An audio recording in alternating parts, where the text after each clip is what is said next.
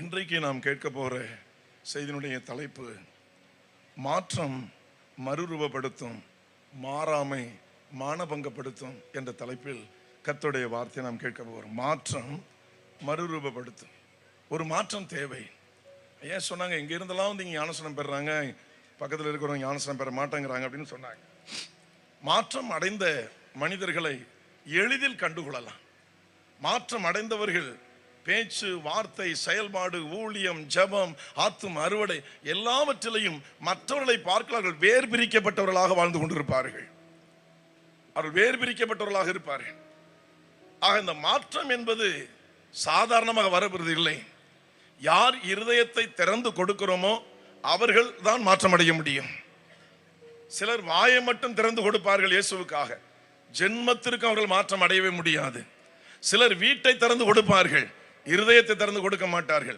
எதை கொடுத்தாலும் சரி, ஒரு மனிதன் தேவனுக்கு நேராக மாற்றம் அடைந்து அவன் தேவனுக்காக எழும்பி பிரகாசிக்கப்பட வேண்டும் என்றால் அந்த நபர் இருதயத்தை திறந்து கொடுக்கிற நபராக இருக்க வேண்டும். பொன்னையும் வெள்ளியை நீங்கள் அள்ளி கொடுத்தாலும் சரி, நீங்கள் மாற்றம் அடைய முடியாது, நான் மாற்றம் அடைய முடியாது. இருதயத்தை திறந்து கொடுத்தால் 100க்கு 100 நாம் மாற்றம் அடைய முடியும். முதலாவதாக நம்ம எடுத்துக்கொள்வோம் யோசுவா 2வது அதிகாரம் 1வது வசனத்திலிருந்து 5வது வசனம் வரை. யோசுவா, நூனின் குமாரனாகிய யோசுவா சித்தீமிலிருந்து வேவுக்காரராகிய 2 மனுஷரை ரகசியமாய் வேவு பார்க்கும்படி. பிரசங்கம் உங்களுக்கு எல்லாருக்குமே தெரியும், இந்த பகுதியினுடைய காரியம் உங்களுக்கு எல்லாமே தெரியும்.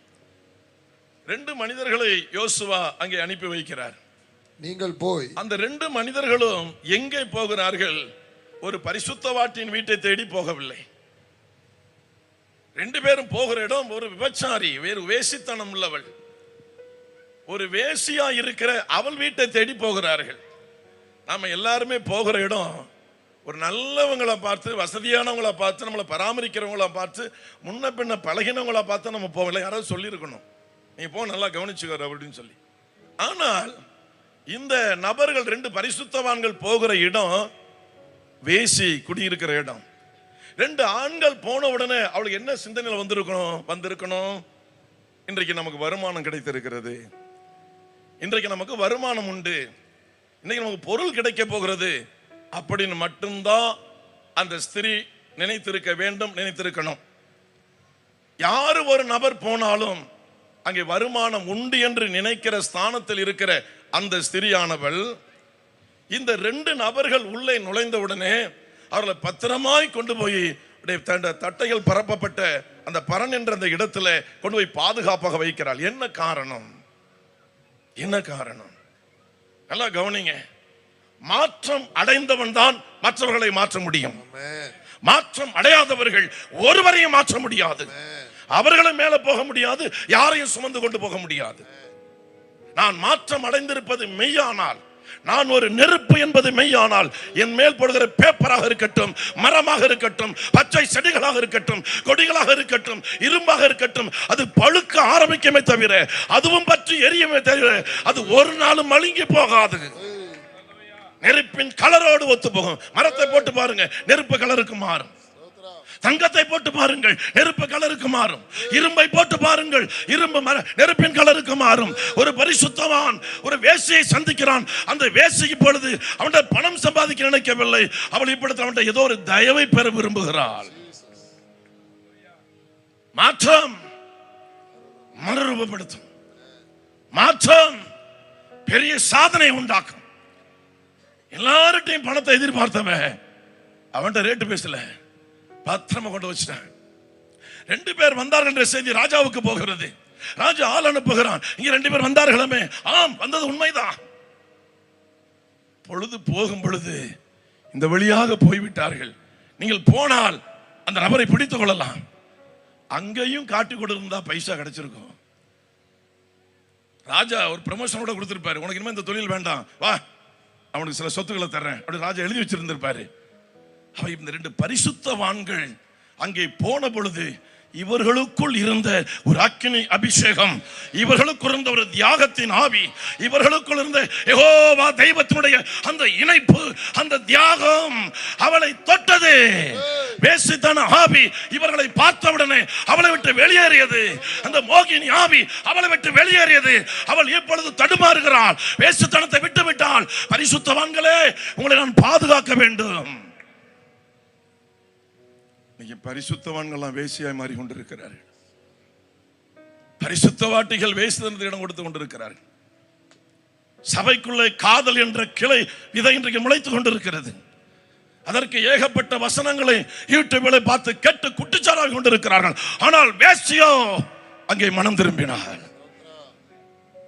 எல்லாரும் போயிட்டாங்க, சீக்கிரம் போங்க பிடிச்சிடலாம் தேடி போயிட்டாங்க. மேல வர்ற வந்து கேட்கிற அவ என்ன சொன்னா வாசிக்கலாம் அந்த வசனத்தை. 8வது வசனத்திலிருந்து, அந்த மனுஷர் படுத்துக்கொள்ளும் முன்னே அவள் வீட்டின் மேல் அவரிடத்தில் ஏறி போய் கர்த்தர் உங்களுக்கு தேசத்தை ஒப்பு கொடுத்தார் என்றும். வேசிக்கு தெரியுது கர்த்தர் ஒருத்தர் இருக்கிறார். ஒரு அல்லேலூயா சொல்லுங்க. வேசிக்கு தெரியுது ஒன்றான ஒன் காட் பை ஃபெய்த் அவள் நம்புறாள். ஒரே தெய்வம் இந்த உலகத்தில் உண்டு, அவர் யெகோவா, அவர் கர்த்தர். இன்றைக்கு அவர் கர்த்தராகிய இயேசு கிறிஸ்து என்று வேசிக்கு தெரிந்தது. பக்கம் பக்கமா படிச்சோம், டாக்டரேட் பண்ணியாச்சு, கர்த்தர் யாருன்னு தெரியல. வேசிக்கு தெரிஞ்சிச்சு உங்கள் கர்த்தர். அல்லேலூயா. வாசிக்கலாம். உங்களை பற்றிய எங்களுக்கு திகில் பிடித்திருக்கிறது என்றும். உங்களை பற்றி எங்களுக்கு திகில் பிடித்திருக்கிறது என்றும். உங்களை குறித்து தேசத்தின் குடிகள் எல்லாரும் சோர்ந்து போனார்கள் என்று அறிவே. அல்லேலூயா. யெகோவா தெய்வத்துக்கு எல்லாரும் நடுங்கி நிற்கிறார்கள். வேசியாகிய நானும் நடுங்கி நிற்கிறேன். ஆகவே எனக்கு ஒரு வாய்ப்பு தேவை. அவ உள்ளம் துடிக்குது. அவ இன்னும் என்ன சொல்லி வர 9வது வசனத்துல, நீங்கள் எகிப்திலிருந்து புறப்பட்ட போது கர்த்தர் உங்களுக்கு முன்பாக சிவந்த சமுத்திரத்தின் தண்ணீரை வற்றி போக பண்ணினதையும். 9வது வசனம், கர்த்தர் உங்களுக்கு தேசத்தை ஒப்பு கொடுத்தார். அல்லேலூயா சொல்லுங்க. அன்றைக்கு வேசி தீர்க்க தரிசனம் சொல்றா, தரிசனம் சொல்றா, வெளிப்பாடு சொல்றா. சொல்ல வேண்டிய கண்கள் இன்றைக்கு அடைபட்டு குருடாக கிடக்கிறது. கர்த்தர் தேசத்தை உங்கள் கையில ஒப்பு கொடுத்தார். சொல்றது யாரு? வேசி. பெரிய பரிசுத்தவாட்டி, நான் பெரிய பரிசுத்தன், ஒரு வெளிப்பாடு சொல்ல யோக்கியதில்லை. ஒரு சொப்பனம் பார்த்து ஒரு குடும்பத்தை காப்பாற்ற அருகதை இல்லை. 1000 குற்றச்சாட்டுகள், 1000 குறைபாடுகள், 1000 முறுமுறுத்தல். வேசி சொல்றா. இன்றைக்கு சூடும் சொரணையும் ஒரு கிறிஸ்தவ சமுதாயம் இருக்குமே, ஆனால் இன்றைக்கு இதை பார்த்து திருந்த வேண்டும். உலகம் சொல்லு, do or die, செய் அல்லது செத்து மடி. ஏன் மண்ணுக்கு பாரமா இருக்கிற? கிறிஸ்து என்ற ஒரு நெருப்பு எதை கண்டும் உறங்காது, அது அணைந்து போவாது. எந்த மலையில அணைக்க முடியாது, எந்த காற்றும் அணைக்காது. காற்றிலும் பற்றி எரியும், மலையிலும் பற்றி எரியும், வெயிலும் பற்றி எரியும், இரவும் எரியும், பகலும் எரியும். பனி கண்டு விலகி போகவே தவிர அது அணைக்க முடியாது, தடுக்க முடியாது. அந்த நெருப்பு தாயா இன்றைக்கு நம்மக்குள்ள பற்றி எரிந்து கொண்டிருக்கிறது. அந்த நெருப்பு தாயா 2 மனிதர்களுக்குள்ள இருந்தது. அந்த நெருப்பு தான் வேசித்தனத்தின் ஆவியை விரட்டி அடித்தது. மோகினி ஆவி விலகி ஓடியது. அவள் நிர்கதியாக நிற்கிறாள். கர்த்தர் தேசத்தை உங்களுக்கு ஒப்பு கொடுத்தார். தேசத்து ஜனங்கள் எல்லாரும் தைரியம் மற்ற போயிட்டு. வாசிக்கலாம் 9வது அதிகாரத்தை. உங்களை பற்றி எங்களுக்கு திகில் பிடித்திருக்கிறது என்றும் உங்களை குறித்து தேசத்து குடிகள் எல்லாரும் சோர்ந்து போனார்கள் என்று அறிவே. ஆமென். அல்லேலூயா. தேவன் உங்களுக்கு தேசத்தை ஒப்பு கொடுத்தார். உங்களை பற்றி எங்களுக்கு 11வது வசனம். கேள்விப்பட்ட போது எங்கள் இருதயம் கரைந்து போயிற்று. எதை கேள்விப்பட்ட போது? சீகோனுக்கும் ஓகுக்கும் செய்ததையும், சமுத்திரம் 2ஆக பிளந்து சமுத்திரம் தண்ணீர் வற்றி போனதையும் நாங்கள் கேள்விப்பட்ட போது கரைந்து போயிற்று. எப்படி ஒத்துக்கிறா பாருங்க. உண்மை குறித்து டீச் பண்ணிருப்பாங்களா யாராவது? கொஞ்சத்தில் வேசிய உண்மையாயிருந்தால் உன்னை அநேகத்தில் கர்த்தர் ஆசீர்வதிப்பார் என்று வசனம் கேட்டாளா? வாரந்தோறும் ஆலயத்துக்கு போனால? நீ கிறிஸ்தவர் கூட பட்டிமன்றம் வைக்கிறாங்க, காதல் செய்வது செய்யலாமா செய்யக்கூடாத சபையில. அடா, எனக்கு வாயில என்ன வார்த்தை வரும் தெரியல. தரித்திரம் பிடிச்சவங்கள சபைதான் கிடைச்சிச்சா? சபைதான் கிடைச்சிச்சா? சபை என்ன சாக்கடையா? சரித்திர நாயனாகிய இயேசு இரத்த வெள்ளத்தில் மிதந்து சம்பாதித்த சரீரமாகிய சபை அல்லவா? அதை தீட்டுப்படுத்தும் மனம் எப்படி துணிகரம் கொள்ளும்? அதற்கும் வாக்குவாதம் செய்து வசனத்தை எடுத்துக்காட்டு பேசுகிறாயே. யெகோவா தெய்வமாக அவர் இருப்பாரே, ஆனால் இன்றைக்கு கொன்று குழியில புதைத்திருப்பார். அவர் இரக்கமுள்ள தேவனாக இருக்கிறபடியினால் தப்பித்துக்கொள் மகளே, தப்பித்துக்கொள் மகனே என்று அவர் கிருபையாக வாழ்க்கை கொடுத்திருக்கிறார். அல்லேலூயா, அல்லேலூயா. இப்ப என்ன நடந்துச்சு? அடுத்த வசனத்தை வாசிக்கலாம்.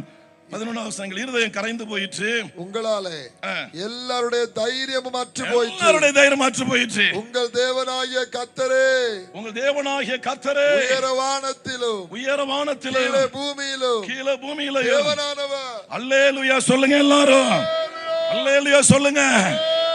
வேசி ஒன் ஹார்ட் ஃபெய்த்துக்கு வந்துட்டா. ஒரே தேவன் உண்டு என்று வேசி நம்புறா. நான் சொல்ல விரும்பல, பரிசுத்தவான் என்று பீத்திக் கொள்ளுகிற நாமோ என்னென்னமோ பேசிட்டு இருக்கோம். வேசி சொன்ன, விபச்சாரி சொல்றா, கெட்ட தொழில் நடத்தி சம்பாதித்து வாழ்க்கை நடத்துகிற வேசி ராகாப் சொல்றா, உயர வானத்திலையும் கீழே தாழ பூமியிலையும் கர்த்தரே தேவனானவர், கர்த்தரே தேவனானவர். அவர் எல்லாரும் பார்க்கும்படி குமாரனாக கர்த்தராகிய இயேசு கிறிஸ்துவாக பூமியில் அவதரித்தார். அவர் ஒருவரே தேவன், ஒன்றான மெய் தெய்வம், வானத்திலையும் கீழே பூமியிலையும் அவர் ஒருவரே தேவன். டாக்டரேட் படிச்சவர் சொல்லலையா அம்மா, டாக்டரேட் படிச்சவர் சொல்லல, பக்கம் பக்கமா புத்தகத்தை படிச்சவர் சொல்லல, ஒரு வேசி சொல்றா. வெக்கமா இல்லையா கிறிஸ்தவ சமுதாயத்திற்கு? மாற்றம் நெருப்பு தான் நெருப்பை உண்டாக்க முடியும். புகைந்து கொண்டிருக்கிற கரிகட்டைகள் நெருப்பை உண்டாக்க முடியாது. அது கலகத்தை தான் உண்டாக்கும். அது கரிகட்டையா தான் கிடக்கும், கணிஞ்சுக்கிட்டே தான் கிடக்குது, எரியாது. ஆனால் நெருப்பு தான் இன்னொரு நெருப்பை உருவாக்க முடியும். 2 தியாகிகள் உயிரை பணைய வைத்து புறப்பட்டு போனார்கள். அவர்களுக்குள்ள தேவன் அக்கினியாய் கொழுந்து விட்டு எரிந்து கொண்டிருக்கிறார். யெகோவா தெய்வம் பட்சிக்கிற அக்கினியாக இருக்கிறார். அந்த அக்கினி அபிஷேகம் தான் அந்த வேசியை பற்றி பிடித்தது. அந்த வேசித்தன ஆவி, அந்த மோகினி ஆவி, கெட்ட தொழிலை செய்ய வைத்த ஆவி அவளை விட்டு புறப்பட்டு ஓடினது. தனி மனுஷன் நிற்கிறார், கேட்கிறார், ஐயா இதுதான் காரியம், இந்த வெளிப்பாடு எங்களுக்கு உண்டு, இந்த காரியங்களுக்கு நல்லா தெரியும். நீங்க வரும் பொழுது என்னையோ, என் தாயையும், என் தகப்பனையும், என்னோட உடன்பிறப்புகளையும், என் குடும்பத்தையும் அழிக்காதபடி நீங்கள் காக்க வேண்டும். உங்கள் தேவன் மேல் எனக்கு ஆணையிட்டு கொடுங்கள். அங்கே சோப்பு நாடா கொடுக்கப்படுகிறது, இது ஜன்னலை கட்டி வை. நாங்கள் வரும் பொழுது இந்த சோப்பு நாடா தொங்குமையானால், இயேசுவின் ரத்தம் நிலை கால்களில் இருக்குமையானால், இயேசுவின் ரத்தம் மனிதர்கள் மேல் தெளிக்கப்பட்டிருக்குமையானால், இயேசுவின் ரத்தம் வீடுகளில் தெளிக்கப்பட்டிருக்குமையானால் அழிவு வராதே. இயேசுவின் ரத்தம் தெளிக்கப்படாத வீடுகள் அழிக்கப்படும் சொல்லிட்டு அவங்க போயிட்டாங்க. 6வது அதிகாரத்தில் யோசுவாவோடு சேனை வருகிறது, அலங்கம் இடிந்து விழுகிறது, அங்கே எல்லா மக்களும் அழிக்கப்படுகிறார்கள். அப்போ இந்த ராகாப் வேசியை கொண்டு வா, உங்களை காப்பாற்றினாலே, உங்களுக்கு அடைக்கலம் கொடுத்தாலே, அவளை குடும்பத்தை கொண்டு வாங்க. அந்த ராகாப் வேசி வழியாக தான் கர்த்தருக்கு ஸ்தோத்திரம் உண்டாவதாக அங்கே அடுத்த ஒரு சந்ததி வருகிறது. இது 1வது அதிகாரம் மத்தேயு 5வது வசனத்தில் நீங்கள் வாசிக்கிற பொழுது தெளிவாக வாசிக்கலாம். 2 பேர் வர்றாங்க. அந்த 2 பேருடைய வாழ்க்கை வரலாறு என்ன? அங்கதான் போவாஸ் வர்றாரு, அங்கதான் ஈசாய் வர்றாரு, அங்கதான் தாவீது வர்றாரு. உலக ரட்சகராம் இயேசு கிறிஸ்து அங்கே இருந்துதான் பிறந்து வருகிறார். அவள் வேசிதான், அவள் கெட்டவள் தான், அவள் மனம் மாற்றம் அடைந்தபடியினால் ரட்சகராகிய இயேசு அந்த வம்சத்தில் பிறந்து வருவதற்கு அவர் வழி கொடுத்தார். பொருளெல்லாம் கொடுத்தாச்சு, எல்லாம் கொடுத்தாச்சு, வீட்டில் இயேசுக்கு இடம் இல்லையே, இயேசுக்கு வீட்டில் இடம் இல்லையே. யோசித்து பாருங்க. மாற்றம் மறுரூபப்படுத்தும், மாறாமை மானபங்கப்படுத்தும், அவமானப்படுத்தும், அசிங்கப்படுத்தும்.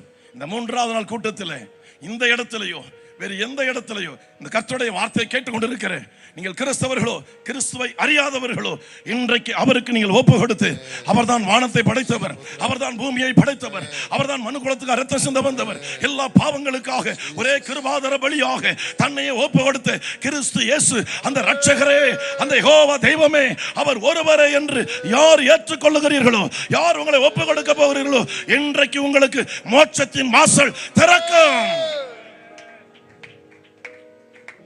ஹல்லேலூயா, ஹல்லேலூயா.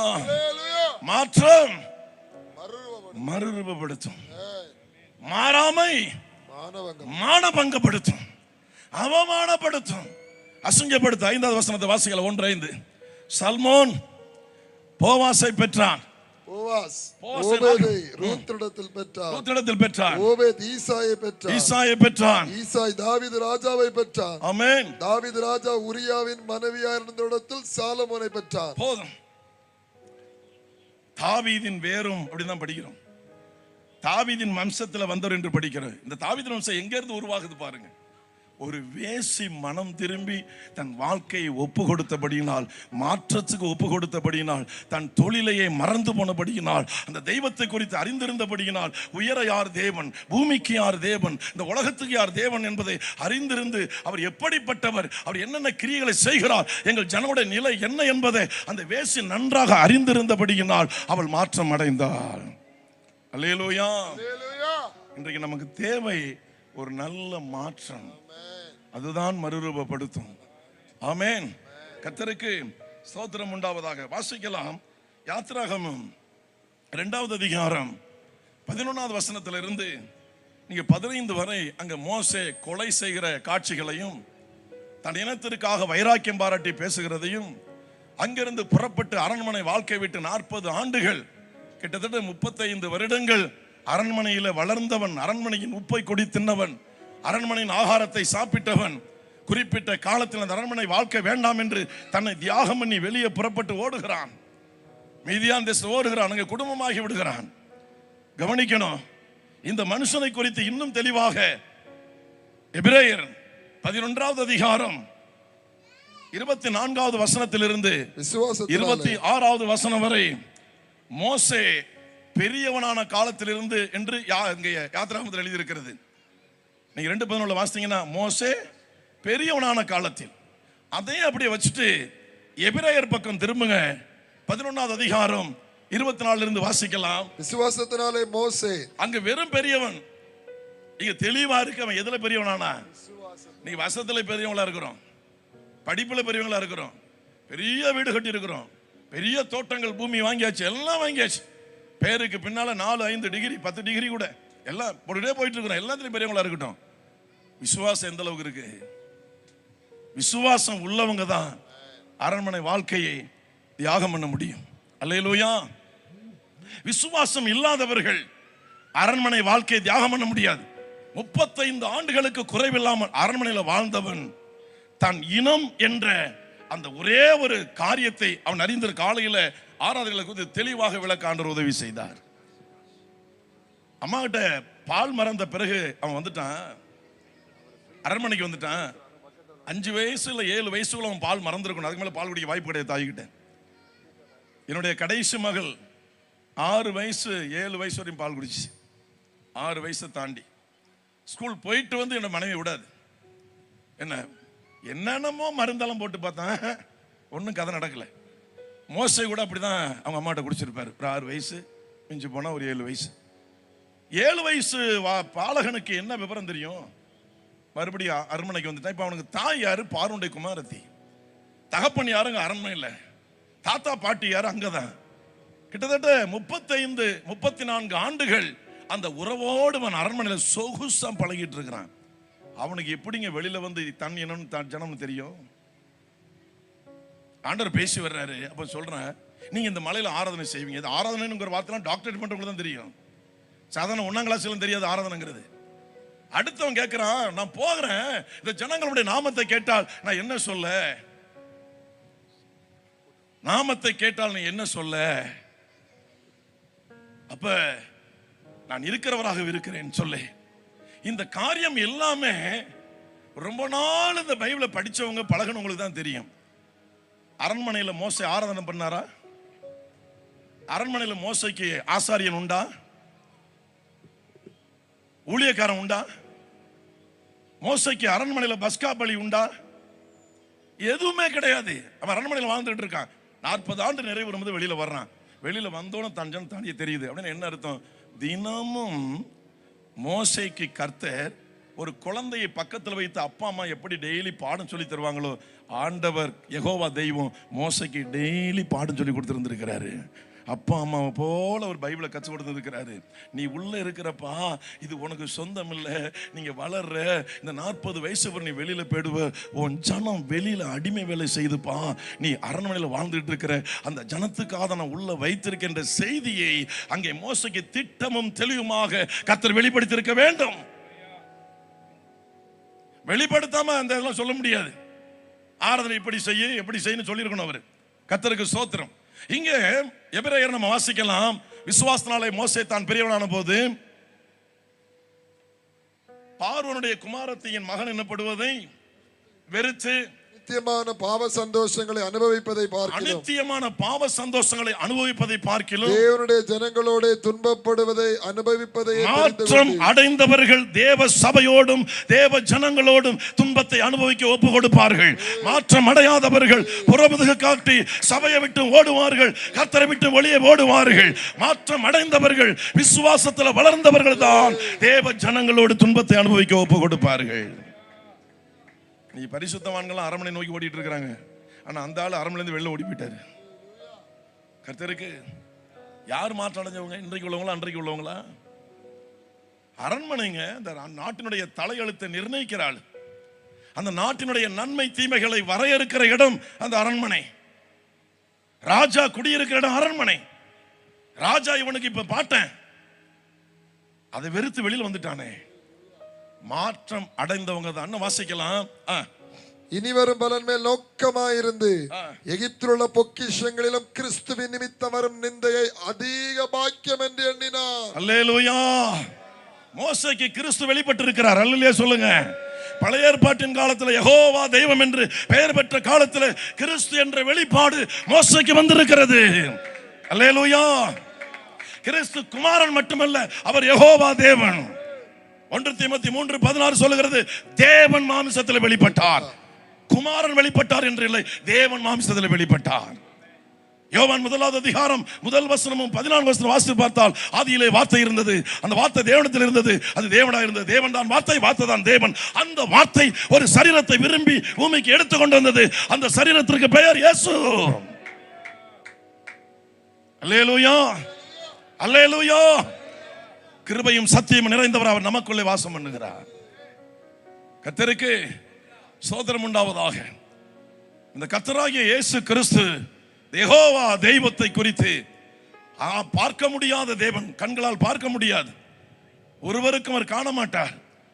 அன்றைக்கு அவர் சொல்லுகிறார், இங்கே மோசே சொல்லுகிறார், அந்த வசனத்தை மறுபடியும் வாசிக்கலாம். அந்த இனி வரும் பலன் மேல் நோக்கமாயிருந்து, அது முந்தின வசனத்தை வாசிங்க பிரதர். அநித்தியமான பாவ சந்தோஷங்களை, அநித்தியமான பாவ சந்தோஷங்களை அனுபவிப்பதை பார்க்கிறோம். தேவனுடைய ஜனங்களோடு அநித்தியமான பாவ சந்தோஷங்களை ஒரு உண்மையான கிறிஸ்தவன் யார் என்றால், ஒரு உண்மையான கிறிஸ்தவன் யார் என்றால், ஒரு உண்மையான தேவ மனுஷன் யார் என்றால், அநித்தியமான பாவ சந்தோஷத்தை யார் வெறுத்து வெளியிலே ஓடி வருகிறார்களோ அவர்கள் தான் உண்மையான கிறிஸ்தவர்கள்.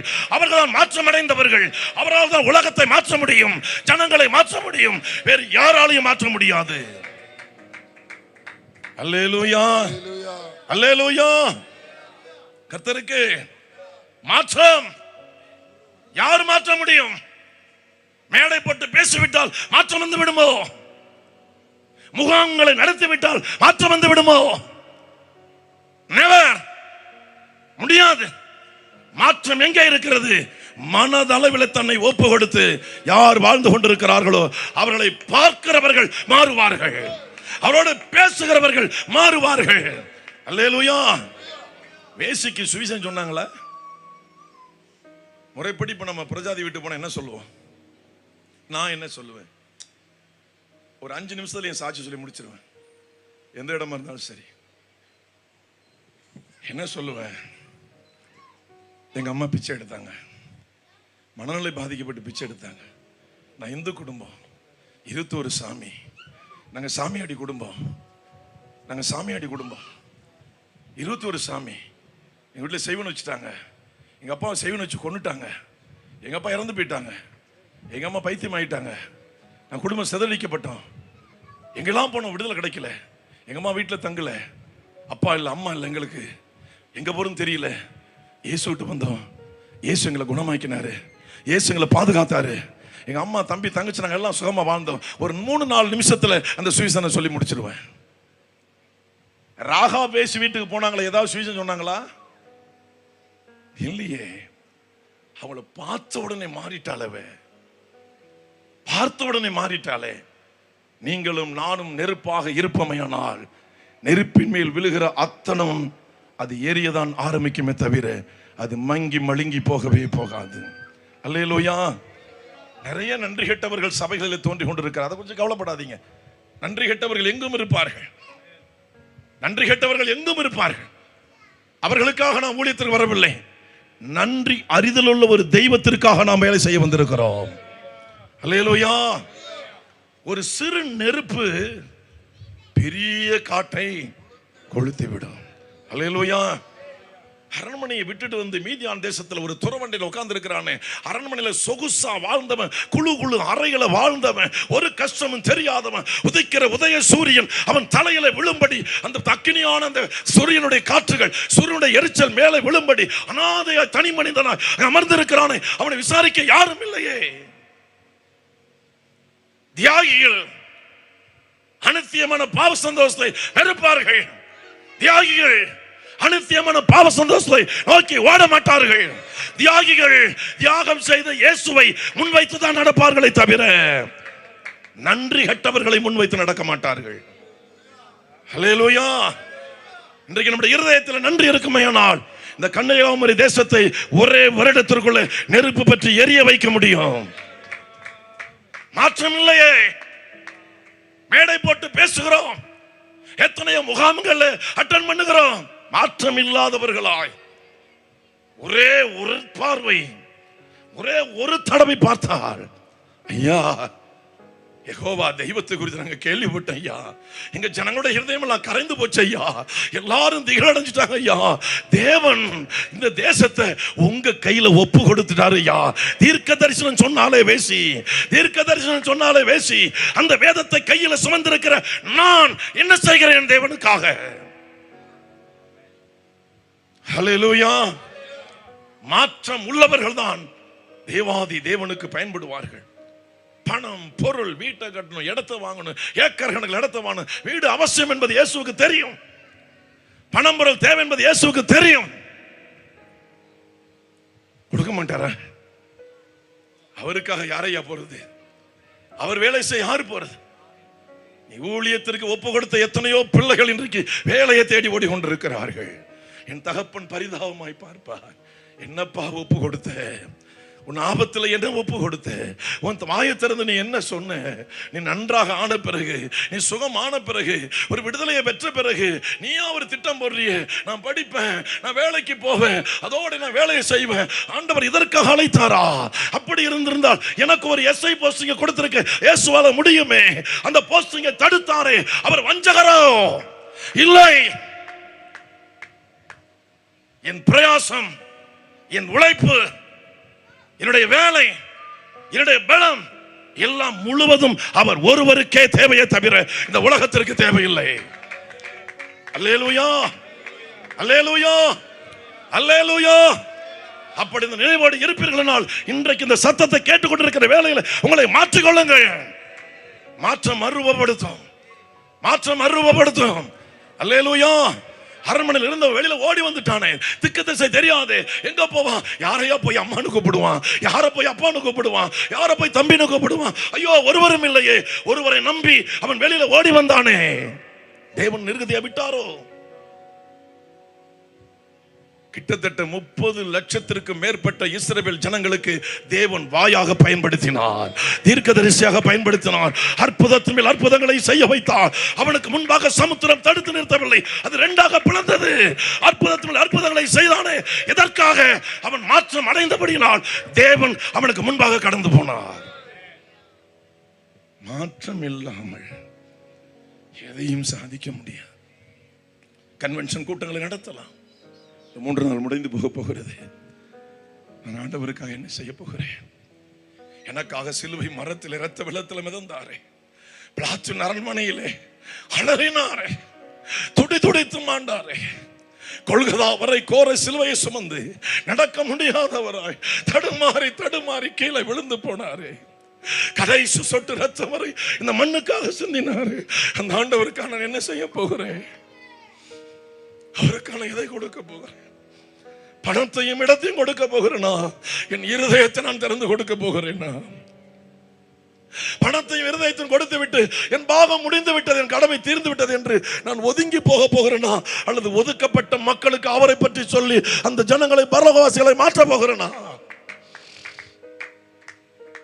ஒரு குடிகார ஆசிரியர் இந்த ஆத்மநேசர் புத்தகத்தை கொண்டு வந்து என்னோட அக்கா கையில கொடுக்க விட்டார்.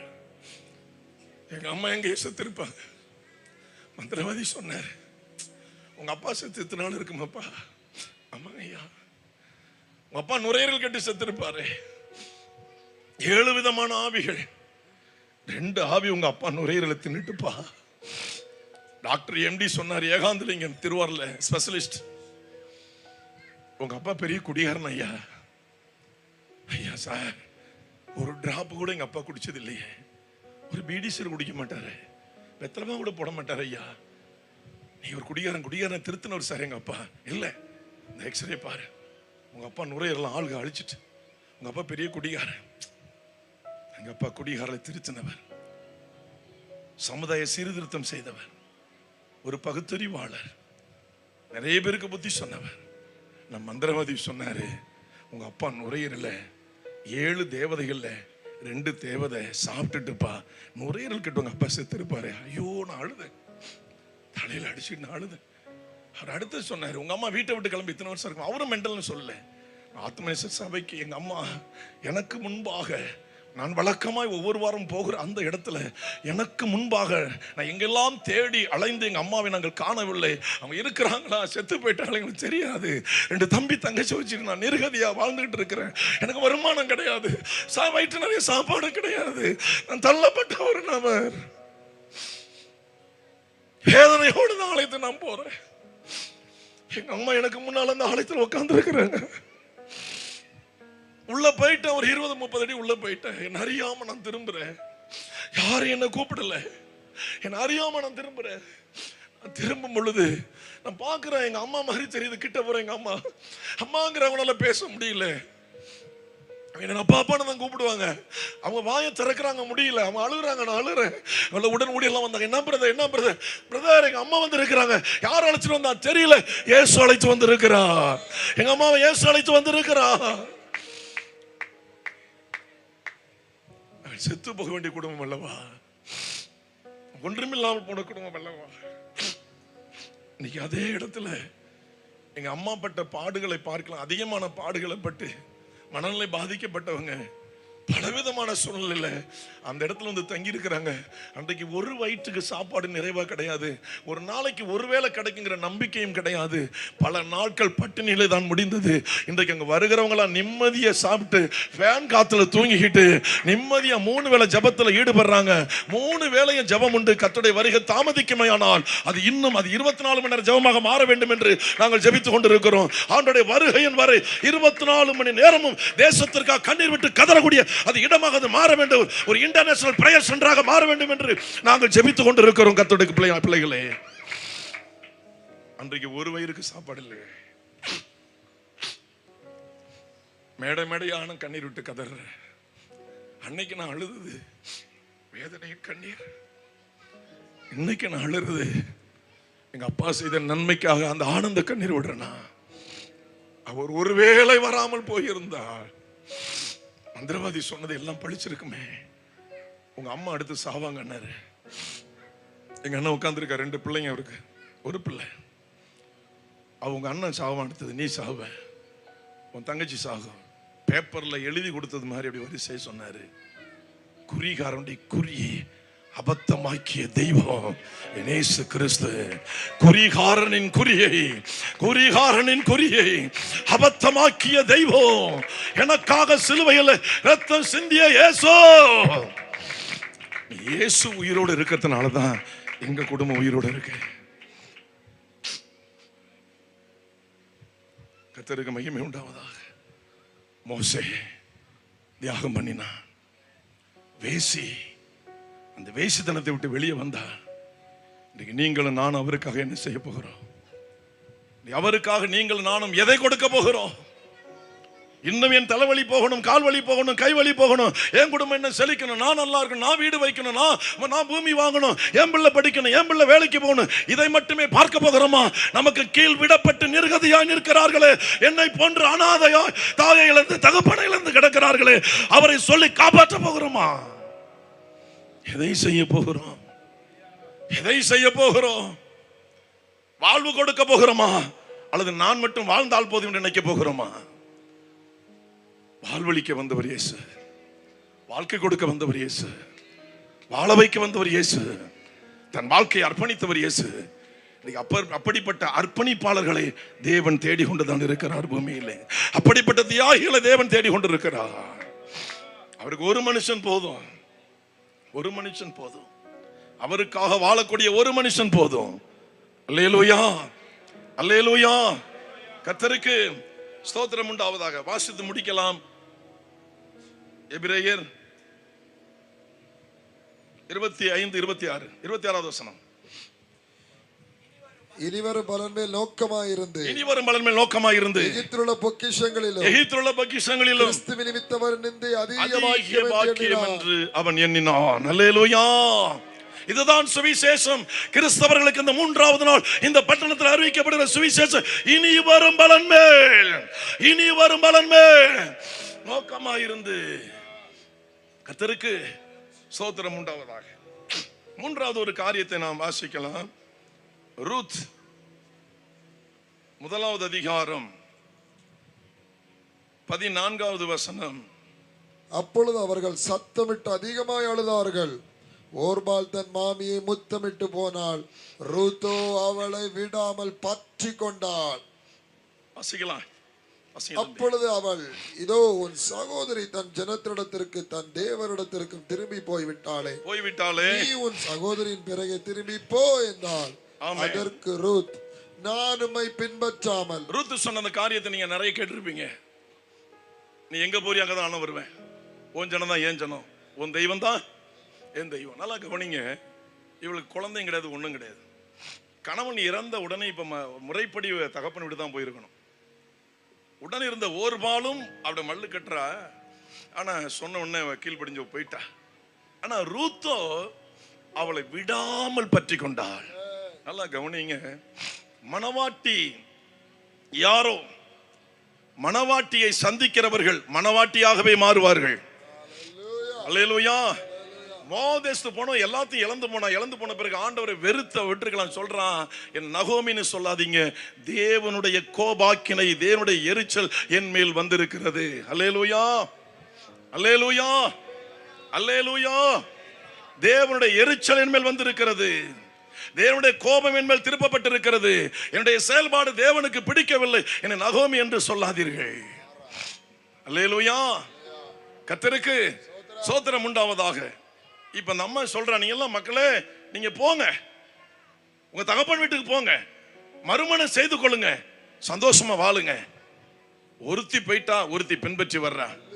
அவ என்ன சொல்றா? 15வது வசனத்தை வாசிக்க கேட்கலாம். அப்பொழுது அவள், இதோ உன் சகோதரி தன் ஜனத்திடத்திற்கும் தன் தேவரிடத்திற்கும் திரும்பி போய்விட்டாளே. 16வது வசனம். அதற்கு ரூத், நான் உம்மை பின்பற்றாமல் உம்மை விட்டு திரும்பி போவதை குறித்து என்னோட பேச வேண்டாம். நல்லா கவனிங்க. நான் உன் கூட வருவேன், அதை பற்றி பேசு, வீட்டுக்கு போறத பேசாத.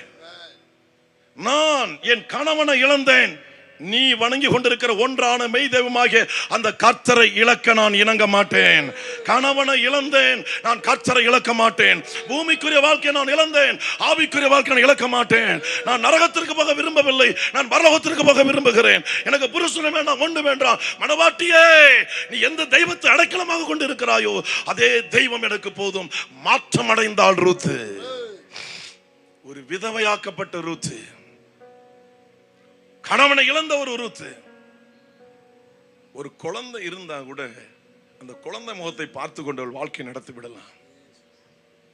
குழந்தையும் இல்லை, ஒண்ணும் இல்லை. நகோமி அவருடைய வாழ்க்கைக்கு நலமானதை சொல்லுகிறார். காரணம், அந்த யெகோவா தெய்வத்தின் பிள்ளையை திருமணம் செய்தவள், பிரஜாதியிலிருந்து வந்தவள், நிச்சயமாக ஒன்றான மெய் தெய்வத்தை குறித்து செய்தி அவள் இருதயத்தில் வந்திருக்கிறது. அல்லேலூயா.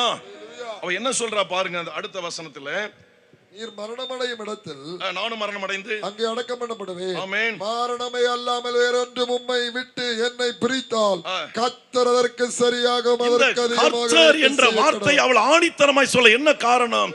நகோமியுடைய பிள்ளைகளோ இந்த ரூத்துக்கு, இந்த ஓர்பாளுக்கு சுவிசேஷத்தை அறிவித்திருந்திருக்கிறார்கள். அந்த சொன்ன வார்த்தை ரூத்துக்குள்ளே பதிந்தது, அது வேர்விட ஆரம்பித்தது, அது மரமாக எழும்பி நிற்கிறது.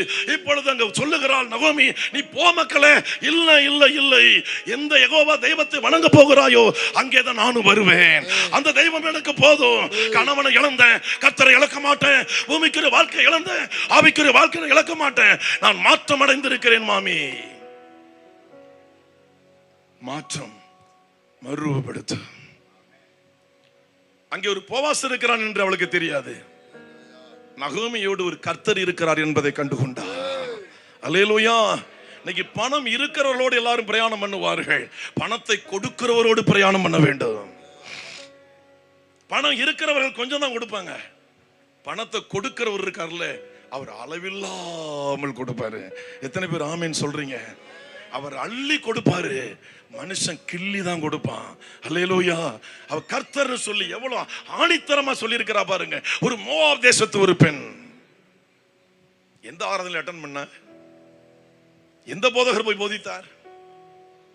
நகோமி மனம் திரும்பி தேவனுடைய கோபம் என் மீது திருப்பப்பட்டிருக்கிறது உண்மையானதை உணர்ந்து, தன் தவறை உணர்ந்து, தான் இழந்த பரிதபிக்கப்பட்ட நிலையிலையும் அங்கேயே ஜீவனை விடுவோம் என்று நினைக்காமல், என் தேசத்தில் என் தேவன் ஜனங்களுக்கு ஆகாரம் அருளினார் என்று கேள்விப்பட்டு நான் அங்கே போவேன் என்று முடிவெடுத்து அவள் வந்தபடியினால், அல்லேலூயா அல்லேலூயா, கர்த்தருக்கு ஒரு சரிவு வரும் பொழுது கிறிஸ்தவர்கள் நாம் அதை உணர வேண்டும். இதனாலதான் இந்த சரிவு, என்னாலதான் இந்த சரிவு, எங்கேயோ நாம் பிசகி இருக்கிறேன், எங்கேயோ நாம் விலகி இருக்கிறேன், இதனாலதான் இவ்வளவு பெரிய பாதிப்பு என் குடும்பத்தில் வந்திருக்கிறது என்று நான் அதை உணர்வேனே. ஆனால் நான் மாற்றம் அடைந்த ஒரு நபர். 1000 பேர் செய்வனை செய்யட்டும், அதை அடியோடு அழிக்கக்கூடியவர் கர்த்தராகிய இயேசு கிறிஸ்து. தேவனுடைய நெருப்புக்கு முன்பால செய்வனை நிற்க முடியாது. நம்முடைய தேவன் பட்சிக்கிற அக்னி, நம்முடைய தேவன் எரிச்சல் உள்ளவர் தேவன். அல்லேலூயா. அவர் விரும்புகிற ஒரு காரியம் மாற்றம், மாற்றம், மாற்றம். எந்த வேளையில? துக்கத்தின் வேளையில மாற்றம், இழந்து போன நேரத்தில் மாற்றம். வாழ்க்கைக்கு பிரதான ஒரு பெண்ணுக்கு கணவன், அந்த கணவனே செத்து போயிட்டான். எத்தனை பேர் தெய்வத்தை விட்டுட்டு வெளியில ஓடி போயிட்டாங்க. அவளோ இல்ல மம்மி, மரணம் உன்னை என்னையும் பிரித்தாள் ஒழிய வேற யாரும் பிரிக்க கூடாது. அந்த கர்த்தர் நியாயம் செய்வார். அந்த ஒன்றான மெய் தெய்வம், அந்த ஒரே தேவன், அந்த ஒன்றான தேவன். 1000 தெய்வங்கள் அல்ல, 1000 கடவுள்கள் அல்ல. வானத்திற்கும் பூமிக்கும் ஒரே கடவுள், ஒரே இறைவன், ஒரே ஆண்டவன், ஒரே தேவன். அந்த தெய்வத்துக்கு முன்னால நான் சொல்றேன், அவர் எனக்கு போதும் மாமி. புருஷனை கொடுத்த அவன் நிலைக்கல, கடவுளை காட்டியிருக்கிற அவர் எனக்கு போதுமானவர். அல்லேலூயா. எத்தனை பேர் இன்னைக்கு அந்த இருதயத்தோட நம்ம வாழ முடியும்? எத்தனை பேர் ஒத்துக்கொள்ள முடியும்? இப்படி வந்த ரூத் அப்படியே விட்டுட்டாரா? உனக்குள்ள வைராக்கியம் இருக்கு, நான் உன்னை ஆசீர்வதிக்கிறேன் விட்டுட்டாரா? அப்படியே சொல்லிட்டு போயிட்டாரா? இல்ல, அங்க ஒரு போவாஸ் வந்தாரு. அந்த போவாஸ் வழியாக தான் ஈசாய் வர்றாரு, ஈசாய் வழியாக தான் தாவீது வர்றாரு. தாவீது வம்சத்துல தான் உலக ரட்சகராம் ரத்தம் சிந்த வந்த இயேசு கிறிஸ்து அந்த வம்சத்துல தான் பிறந்து வந்தாரு. அல்லேலூயா. அன்றைக்கு ஒரு வாலிப பெண், குழந்தை இல்லாத ஒரு வாலிப பெண், இளம் வயது விதவை, தேவனுக்கு தன் இருதயத்தை திறந்து கொடுத்து தியாகம் பண்ணி தன் வளர்ந்த தேசம், பிறந்த தேசம், தாய் தகப்பன் வீட்டை எல்லாம் வேண்டாம் என்று வெறுத்து தன் மாமியோடு பிரயாணம் பண்ணி, என் பிறந்த வீட்டில் தெய்வம் இல்லை, உலகத்தை படைத்த கடவுள் இல்லை, என் மாமியாரோடு கடவுள் இருக்கிறார் என்று தேடி வந்தாலே அந்த தியாகியினால் அந்த வம்சத்துல தான் இயேசு பிறந்து வந்தார். அல்லேலூயா. சில பேர் சொல்றோம், பாட்டன் இயேசு ஏற்றுக்கொண்டார், நாங்க கொஞ்ச நாள் ஏற்றுக்கொண்டு விட்டுட்டோம், நாங்க கொஞ்ச நாள் ஏற்று வந்தோம், அப்புறம் எங்க பிள்ளைங்க அவங்களும் விட்டுட்டாங்க, எங்க வழியும் சரியா இருந்துச்சு, அந்த உறவு கட்டாயிட்டு. கட் ஆகலையே, அது அப்படியே வந்துகிட்டே இருக்க. ஆரம்பமான அந்த விதை மாற்றமடைந்த நபராக இருக்கணும். வெறும் வாயளவு இல்லை. இன்னைக்கு வாயில வடை சுடுற நபர் நிறைய பேர் இருக்காங்க. அதுக்கு மாவு வேண்டாம், எண்ணெய் வேண்டாம், எண்ணெய் சட்டி வேண்டாம், நெருப்பு வேண்டாம், எதுவுமே வேண்டாம், வடை அவ்வளவுதான். நிறைய பேர் சுட்டுட்டு இருக்கிறாங்க, அது சாப்பிட முடியாது. ஆனா வாயால வடை சுடுற ஆளுங்களால இயேசுவுக்கு எந்த லாபமும் இல்லை. அல்லேலூயா, அல்லேலூயா. இன்றைக்கு தேவனுக்காக ஏதோ ஒரு காரியத்தை இந்த தக்காளி விலையில பொருத்தனை செய்தாக வேண்டும். தேவனுக்காக நீங்கள் நான் எழும்ப வேண்டும். இத்தனை ஆயிரக்கணக்கான மக்கள், லட்சக்கணக்கான குடும்பங்கள் இருக்கிற இடத்துல ஏன் தேவன் இந்த வார்த்தையை பிரசங்கித்துக் கொண்டிருக்கிறார்? ஏன் பேசும்படி என்னை தேவன் 2 நாட்களாக பாரப்பட்டு 3வது நாள் இதை பேசு என்று எனக்கு தேவன் ஏன் அறிவுறுத்தினார்? இன்றைக்கு ஏதோ ஒரு மாற்றத்தை உங்கள் வாழ்க்கையில தேவன் எதிர்பார்க்கிறார். உங்களை கொண்டு ஏதோ ஒரு பெரிய திட்டத்தை வைத்திருக்கிறார். அதை செய்து முடிக்க தேவன் தீவிரப்படுகிறார். அதற்கு நீங்கள் தேவை, உங்கள் இருதயம் தேவை, உங்கள் ஆவி ஆத்துமா சரீரம் தேவை. அதற்காகவே இந்த 3வது நாள் தேவன் என்னை பேசும்படி பாரப்படுத்திக் கொண்டிருக்கிறார். அல்லேலூயா. இது ஒருத்தர் வந்தாரியா நல்லா பேசினா, இல்லையா, அந்த நல்லவருக்காக வாழ வேண்டும் என்பதற்காக இந்த 3வது நாளை தேவன் நமக்கு எடுத்து கொடுத்திருக்கிறார். அந்த நல்லவருக்காக எதையாவது நான் செய்யணும், எதையாவது நான் அர்ப்பணிக்கணும், நான் தியாகம் பண்ணணும். ஒரு ரூத்து, ஒரு வாலிப பெண்ணு தியாகம் பண்ணி நாளை வாழ்க்கையை ஆண்டு அனுபவித்தோம் அல்லவா. 40 வயதை கடந்து விட்டேன், 50 வயதை கடந்து விட்டேன், 60 வயதை கடந்து விட்டேன், இன்னும் எனக்கு தேவனுக்காக அர்ப்பணிக்க மனம் இல்லையே. நான் தேவனுக்கு உகந்தவனா, உதவாக்கரையா? நான் தேவனுக்கு உகந்தவனா, உதவாக்கரையா? கர்த்தருக்கு ஸ்தோத்திரம் உண்டாவதாக. என்ன நடந்துச்சு? முடிவை நாம் பார்த்தோம். கர்த்தருக்கு ஸ்தோத்திரம் உண்டாவது. 4வது ஒரு மனுஷனை பார்ப்போம். 1 ராஜாக்கள் 19வது அதிகாரம் 19வது 21வது வசனம் வரை. எலியா என்ற தேவ மனுஷன் ஒரு நபரை தேடி போகிறார். 12 ஏர்மாடுகளை பூட்டி ஓட்டி கொண்டு கடைசி ஏரை ஓட்டி கொண்டிருக்கிற எலிசாவின் மீது, தன் மீது இருந்த அந்த வஸ்திரத்தின் அந்த சால்வையின் அந்த அபிஷேகத்தை அங்கே எலிசாவின் போடுகிறார். அது எலிசாவை பற்றி பிடிக்கிறது. எலிசா சொல்லுகிறான், ஐயா, நான் வீடு வரையும் போயிட்டு வரேன், எங்க அப்பா அம்மாட்ட போயிட்டு ஒரு உத்தரவு கேட்டு வரேன், எனக்கு பர்மிஷன் கொடுங்க. சரி போ, இங்க நடந்ததை மறந்து விடாதே. ஆமென், அல்லேலூயா. போய் திரும்பி வா. அங்க அழுது புலம்புவாங்க. கெட்டிக்கார பையன், பெற்றவங்க விட மாட்டாங்க. சோனியா இருந்தா ஊழியத்தை விட்டுருவாங்க, மோசமான பிள்ளையா இருந்தாலும் ஊழியத்தை விட்டுருவாங்க. கெட்டிக்கார பிள்ளை அப்பா அம்மா விட மாட்டாங்க. இவங்க ரொம்ப கெட்டிக்காரவங்க. ஒரு அல்லே சொல்லுங்க. நீங்க தான், உங்களை பார்த்தா நான் கெட்டிக்காரன்னு சொல்லிட்டு இருக்கிறேன். அந்த நீங்க எல்லாம் கெட்டிக்கார. நீங்க கர்த்தருக்கு ஸ்தோத்திரம் உண்டாவதாக. போ, பெரிய ஒப்பாரி எல்லாம் நடக்கும், உன்னை விட மாட்டாங்க. ஆனால் இங்கே நடந்ததை உனக்கும் எனக்கும் தான் தெரியும். கர்த்தர் என்ன செஞ்சிருக்கிறாருன்னு. விட்டுறாதப்பா, விட்டுறாத. 1000 பேர் குறுக்கிட்டாலும் சரி, விட்டுறாத. அப்படி சொல்லுவாங்க, இப்படி சொல்லுவாங்க, மூல அறிவை பயன்படுத்துவாங்க. அவங்க எல்லாரும் முட்டாள்கள், அதை கேட்காத. அல்லேலூயா. போன சொன்ன ஃபர்ஸ்ட் அவன் எதை காலி பண்ணான் பாருங்க, வாசிக்கலாம். அப்பொழுது அவன் இவனை விட்டு போய் ஒரு ஏர் மாடுகளை பிடித்து அடித்து ஏரின் மரமுட்டுகளால் அவைகளின் இறைச்சியை சமைத்து, அந்த இறைச்சியை சமைக்க வேற விறகு எதுவுமே கிடைக்கலையா எலிசா வீட்டுல? ஏன் இந்த ஏர்முட்டுகளை உடைத்து அதை எரிக்க வேண்டும்? ஊழியத்துக்கு போவோம், கொஞ்சம் வருமானம் நல்லா இருந்தா கண்டினியூ பண்ணுவோம். செங்குட்டுவம் பைய பட்டினியா கிடந்து செத்தது மாதிரி ஏதாவது நிலை வந்தா மறுபடியும் நம்ம வேலைக்கு ஓடி வந்துரும். அப்போ இந்த ஏர் மாடெல்லாம் தேவை.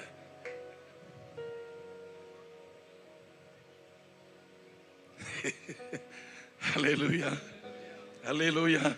முதலாவது அவன் தொழிலுக்கு எது ஏதுகிற மாதிரி இருந்ததோ அதை வெட்டு வச்சான். இனி சாகும் வரை நான் இந்த ஏர்மாட்டை பிடிச்சி ஓட்டுறது நான் வந்துட கூட, பட்னி கிடந்து செத்தாலும் எலியா கூட நான் சாகணுமே தவிர, வெட்டுப்பட்டு செத்தாலும் எலியா கூட நான் சாகணுமே தவிர, மறுபடியும் ஏர்மாடை பூட்டி உழவு உழுது விதை விதைத்தாங்க கோதுமை அறுத்து நான் சாப்பிட என் மனம் வந்துடக்கூடாது. அதை காலி பண்ண முதலாவது மாற்றம் மறுரூபப்படுத்தும், மாற்றம் மறுரூபப்படுத்தும், மாற்றம் மறுரூபப்படுத்தும், மாற்றம் மறுரூபப்படுத்தும். எலியா செய்ததை விட 2 மடங்கு கூடுதலாய் செய்தான் மாற்றம் அடைந்த எலிசா.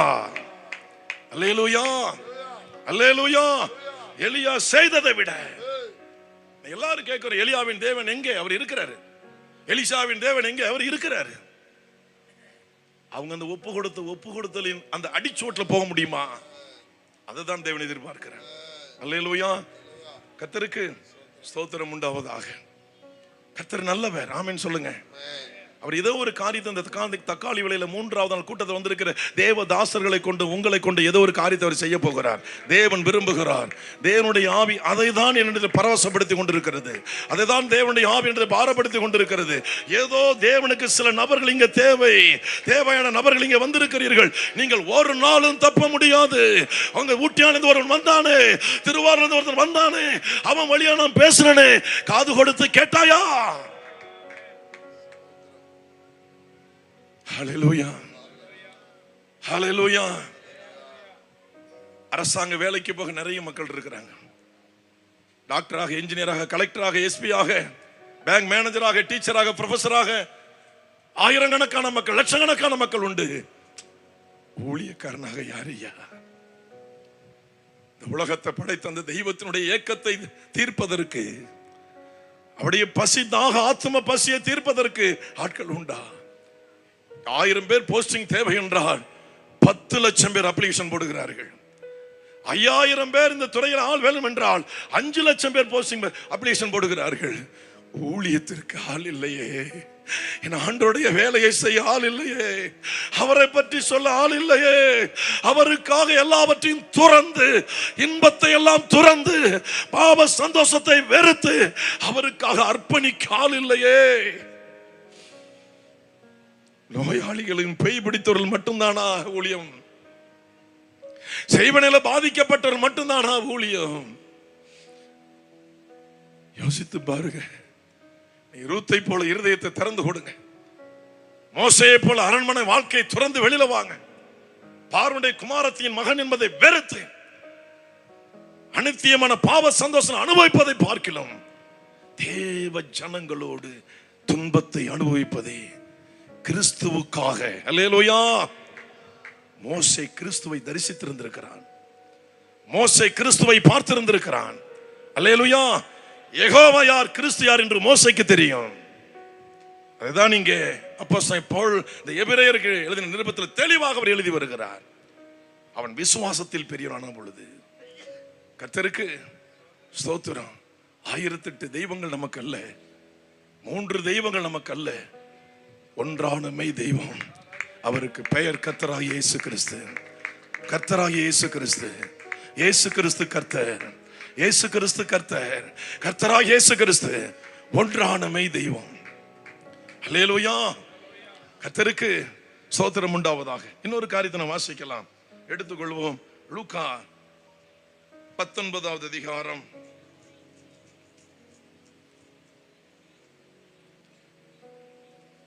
1வது வசனத்திலிருந்து நீங்க 10வது வசனம் வாசிக்கிற பொழுது அங்கே சகேயு எப்படி மாற்றம் அடைந்தான்? இயேசு சொன்னார் ஒரு ரத்தின சுருக்கமா, இன்றைக்கு இந்த வீட்டிற்கு அல்லேலூயா மாற்றம் அடைய யார் ஒப்பு கொடுக்கிறீர்களோ, எதிலிருந்து உங்களுக்கு விடுதலை இல்லையோ, இன்னைக்கு உங்க வீட்டுக்குள்ள ஒரு விடுதலை தேடி வரும். உங்க வீட்டுக்குள்ள ரட்சிப்பு தானே தேடி வரும். எங்கே சறுக்குணிகளை சரி பண்ணி கொள்ளுங்கள், எங்கே சறுக்குணிகளை சரி பண்ணி கொள்ளுங்கள். தேவனிடத்தில் எதை எதிர்பார்க்கிறாரோ அதை மனம் திறந்து ஒப்பு கொடுங்கள். அவர் ஒரு வழியை உங்களுக்காக திறப்பார். அல்லேலூயா. அவன் பார்க்க ஆசைப்பட்டான், அவ்வளவுதான். கர்த்தர் வீட்டுக்கு போயிட்டார்ல. இந்த பிரசங்கத்தை நிறைய நீங்க கேட்டிருப்பீங்க. கர்த்தருக்கு ஸ்தோத்திரம் உண்டாது. மார்க் 1வது அதிகாரம் 16வது வசனத்திலிருந்து 20வது வசனம் வரை 2 பேரை பார்க்கிறார். வாசிக்கலாம். அவர் கலிலேயா கடலோரமாய் நடந்து போகையில் அவன் சகோதரன் அந்திரேயாவும் அவர்களை கண்டான். இயேசு அவர்களை நோக்கி, என் பின்னே வாருங்கள். எல்லாரும் போய் கடல்ல மீன் பிடிக்க முடியாது, திறமையானவங்க தான் போக முடியும். எல்லாரும் போக முடியாது. 17வது வசனத்தை மறுபடியும் வாசிங்க பிரதர். இயேசு அவர்களை நோக்கி என் பின்னே வாருங்கள். இன்றைக்கு இந்த தக்காலை வெளியில இந்த சத்தத்தை கேட்டு ஆன்லைன்ல கேட்டு கொண்டிருக்கிறவர்கள், இங்க அமர்ந்து கேட்டு கொண்டிருக்கிற, உள்ளே வர முடியாமல் இங்க வெளியில இருந்து கேட்டு கொண்டிருக்கிற அத்தனை பேரை நோக்கி இயேசு சொல்லுகிறார், என் பின்னே வா, நான் உங்களை மனுஷர்களை பிடிக்கிறவர்களாக்குவேன். வாசிங்க பிரதர். உடனே அவர்கள் தங்கள் வலைகளை விட்டு அவருக்கு பின் சென்றார்கள். அவர் அவனை விட்டு சற்று அப்புறம் போன போது, அடுத்த இடத்துக்கு போன பொழுது, செபேதின் குமாரன் யாக்கோபும் அவன் சகோதரன் யோவானும் படவிலே வலைகளை பழுது பார்த்துக் கொண்டிருக்கிறதை கண்டு உடனே அவர்களையும் அழைத்தார். அப்பொழுது அவர்கள் தங்கள் தகப்பனாகிய செபேதியை கூலியாட்களோட படவிலை விட்டு, அப்பாவுக்கு இவங்க தான் துணை, நீங்க வேலையாள்கிட்ட போங்க, நான் போறேன், கூப்பிட வேண்டியவர் வந்துட்டாரு, நான் செய்ய வேண்டிய வேலைக்கு நான் போறேன், இனி நான் செஞ்ச வேலையை செய்ய முடியாது, ஒரு புது வேலையில் நான் போய் ஜாயின் பண்ண போறேன். அல்லேலூயா. பார்த்த உடனே, கூப்பிட்ட உடனே மாற்றம் அடைந்தார்கள். வேலைகளை தூக்கி எறிஞ்சிட்டு வந்தாங்க. ஐயா, ஏர் ஓட்டுறவன் திறமையற்றவன் இல்ல, திறமையானவன் ஏர் ஓட்ட முடியும். விவசாய வேலை எல்லாரும் செய்யலாம், எல்லாரும் ஏர் ஓட்ட முடியாது. நான் ஒரு விவசாய வேலை எனக்கு நல்லா தெரியும், வயல் வேலை நன்றாக தெரியும். எல்லாரும் ஏர் ஓட்ட முடியாது. திறமையானவன் வேலை போட்டு வந்துட்டான். கடல்ல வலை வீசுறவன் சோம்பேறி போக முடியாது. திறமையானவன் தான் வலை வீச முடியும். வேலை விட்டு வந்துட்டான். அரண்மனை இன்பமான வாழ்க்கை, அதை விட்டு ஓடி வந்துட்டான். கணவனை இழந்தா அடுத்த கல்யாணம் பண்ணிக்கலாம்னு சொல்லி திட்டம் போட்டிருக்கலாம். இல்ல, நான் கணவனை தான் இழந்தேன், என் கர்த்தரை நான் இழக்க மாட்டேன். அல்லேலூயா. எனக்கு சுவிசேஷம் வேரூன்றி விட்டது. அது சின்ன பிஞ்சு மரமாக அல்லது மரமாகி விட்டது. ஆகவே அது பூ பூத்து காய் காய்த்து அது கனி கொடுக்க போகிறது. அந்த மரத்தை வெட்ட நான் ஆசைப்படவில்லை, அந்த மரத்தை வளர்க்க நான் ஆசைப்படுகிறேன். அல்லேலூயா. எனக்கு இப்பொழுது இல்லற வாழ்க்கை ஒரு தடையாக இருக்கக்கூடாது. அது போனால் போகட்டும், என் ஆண்டவர் எனக்கு போதுமானவர். கர்த்தருக்கு ஸ்தோத்திரம் உண்டாவதாக. கடைசியாக வாசிக்கலாம், எடுத்துக்கொள்வோம். பிலிப்பியர் 3வது அதிகாரம் 5வது வசனம் 6வது வசனம். பிலிப்பியர் 3. நான் 8ஆம் நாளில் விருத்த சேதனம் அடைந்தவன், இஸ்ரவேல் வம்சத்தான், பென்யமீன் கோத்திரத்தான், எபிரேயில் பிறந்த எபிரேயன், நியாயப்பிரமாணத்தின்படி பரிசேயன், பக்தி வைராக்கியத்தின்படி சபையை துன்பப்படுத்தினவன். சாட்சி சொல்லுவார், எனக்கு சபைக்கு சம்பந்தம் கிடையாது, பக்தி வைராக்கியத்தின் சபையை துன்பப்படுத்தினவன், நியாயப்பிரமாணத்துக்குரிய நீதியின்படி குற்றம் சாட்டப்படாதவன், ஆகிலும் எனக்கு லாபமாய் இருந்தவைகளோ அவைகளை கிறிஸ்துவுக்காக நஷ்டம் என்று எண்ணினேன். எப்படி இவனால் சொல்ல முடிந்தது? அப்போஸ்தலர் 9வது அதிகாரத்தில் தேவன் அங்கே சந்திக்கிறார் அவனை. நமக்கு 1000 சொப்பனம் வந்தாலும் மனம் திரும்ப மாட்டோம். மறுபடியும் நம்ம மூல அறிவை தான் பயன்படுத்திக்கிட்டு, ஆண்டவர் இதை செய்யும். அவர் சொல்லுவார், நான் சொன்னதை நீ செய், ஆண்டவர் இதை செய்யும். அதுக்குள்ள வயசு முடிஞ்சு போய் சேர்ந்தல கலர் பெட்டி ரெடி ஆயிடும். கடைசியா இதுல முடியும்.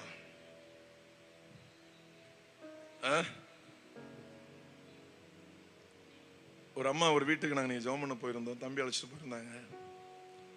அந்த தம்பி சொன்னார், முதல் நாள் நீங்க சொன்ன வெளிப்பாடு எங்க வீட்டுக்கு தான், நானும் எங்க அம்மாவும் தான். அது கர்த்தருக்கு ஸ்தோத்திரம் உண்டாவதாக.